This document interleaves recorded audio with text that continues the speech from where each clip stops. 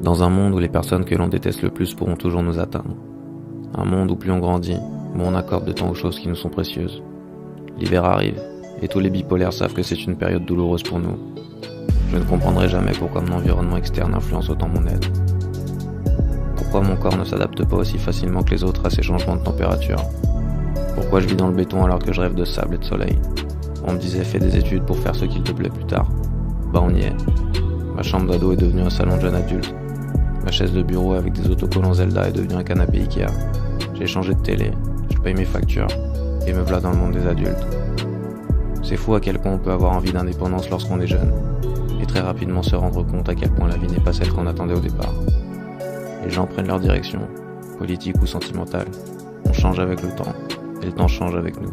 L'avantage d'être chez ses parents, pour ceux qui ont eu la chance de vivre avec, c'est qu'on peut encore rêver. Maintenant c'est plus compliqué. On regarde tous ces clips à la télé, et finalement on comprend que tout ça c'est de la merde. Le bonheur tient peu de choses alors que le malheur peut s'accrocher partout. C'est facile de s'estimer heureux en se comparant aux plus démunis. Moi j'en ai rien à branler.